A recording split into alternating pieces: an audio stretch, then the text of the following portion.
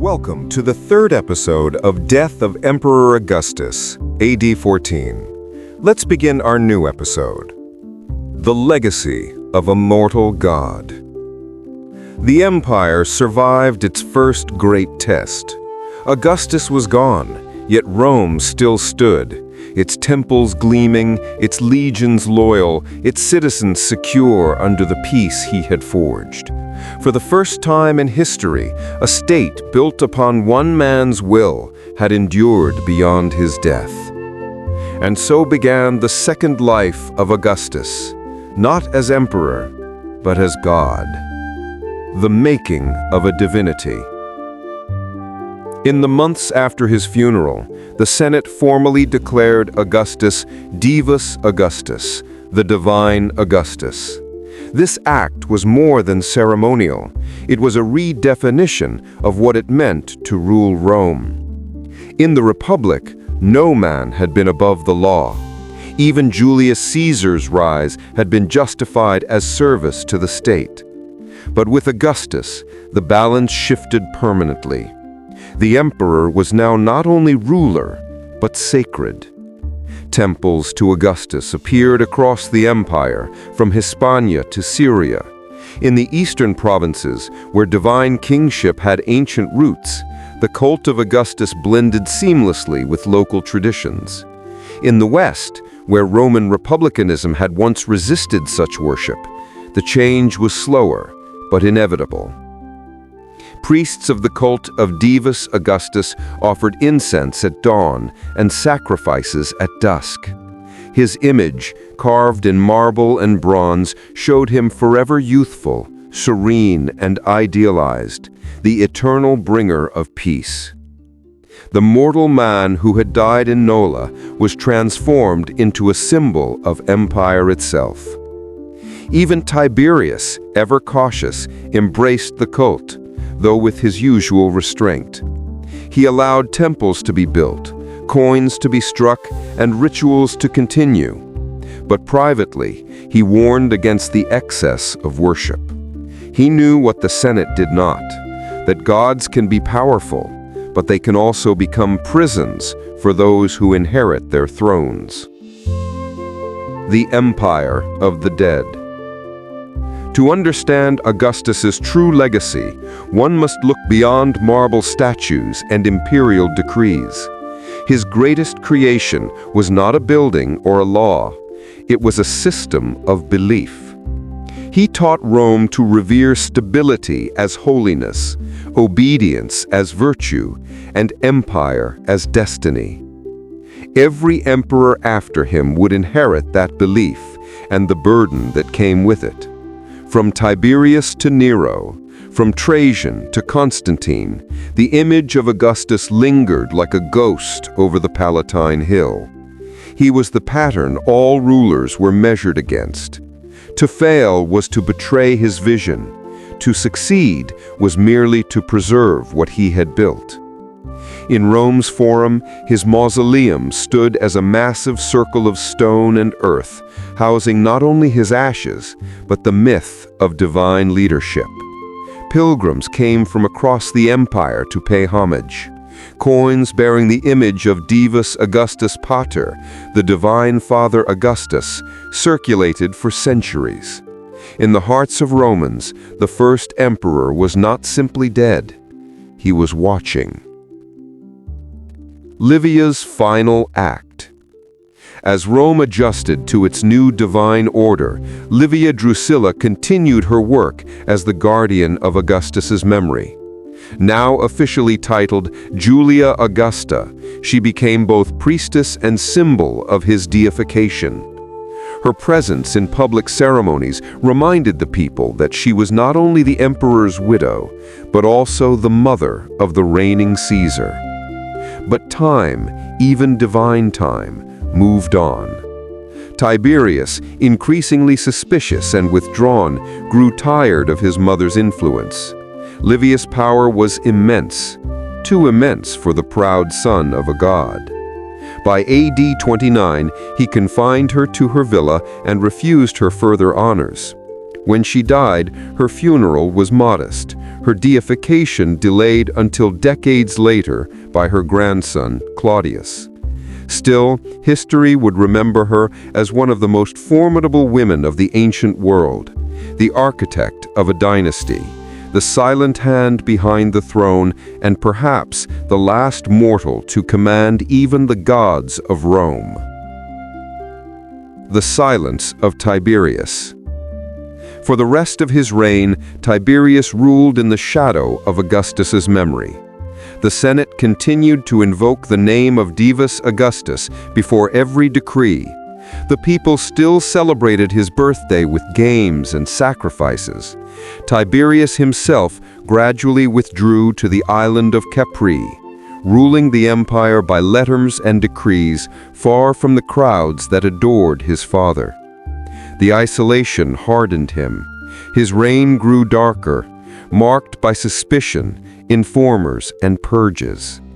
Tacitus later wrote that Tiberius's greatest misfortune was to inherit not an empire, but a legend, one that no mortal could equal. When he died in AD 37, his body was carried to Rome for burial near Augustus, but his memory was cursed. The Senate denied him divine honors. The people rejoiced at his death. The contrast could not have been sharper. Augustus had died adored. Tiberius died despised.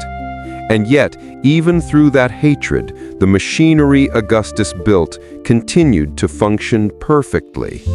The empire endured. The eternal image. Augustus's deification had consequences far beyond his lifetime. The cult of the divine emperor became the glue that held together a diverse and sprawling empire. To provincial subjects, from Egypt to Gaul, the worship of Rome's ruler became a symbol of unity. To worship Augustus was to worship Rome itself. Inscriptions from Asia Minor, carved decades after his death, proclaim, "The birthday of the divine Augustus was the beginning of the good news for the world." That phrase, good news, or evangelon in Greek, would later echo in an entirely different context. When early Christians spoke of the good news, they used the same word once used for Augustus's birth. The imperial cult had set the language of salvation long before Christianity redefined it. Thus, the line between divine empire and divine faith blurred, a reminder of how deeply Augustus's ideology had shaped the world. From emperor to myth. Centuries passed, empires rose and fell, Rome itself changed from a city of marble gods to one of Christian basilicas. Yet Augustus's shadow remained.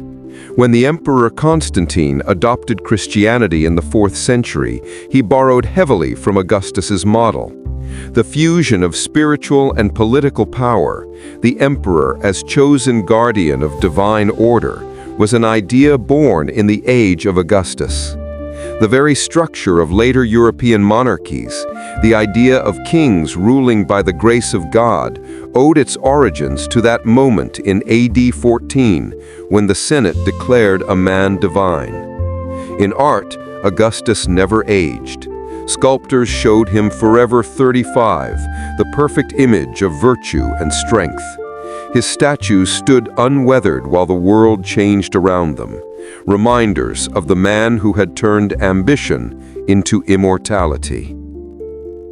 The historians debate. Even 2,000 years later, historians remain divided about Augustus. Was he a tyrant who destroyed the Republic, or a visionary who saved it from chaos? The answer depends on how one defines peace. Under Augustus, civil wars ended, trade flourished, and millions lived under laws that brought order where there had been none. Yet that peace came at the cost of freedom. The Senate became a shadow, and Rome's citizens traded liberty for stability. In this paradox lies the genius of Augustus. He made despotism appear as restoration, monarchy as patriotism, and divinity as duty. Modern scholars see in him the blueprint for every empire that followed, an empire maintained not just by legions, but by belief. Echoes of Nola. If one travels today to the small Italian town of Nola, the site of Augustus's death, little remains of the villa where the world changed. The stones are gone, the gardens vanished, yet the memory endures. Archaeologists have found fragments, mosaics, pottery, the faint outlines of walls. Visitors stand on the quiet hill and imagine the old emperor, frail yet dignified, gazing out over the fields of Campania as his life faded into myth. It is a humbling scene. The man who once commanded the known world, who ruled from the Atlantic to the Euphrates, died not in his marble palace, but in a simple country home. There, the empire's most powerful figure met the one adversary he could not outmaneuver: mortality.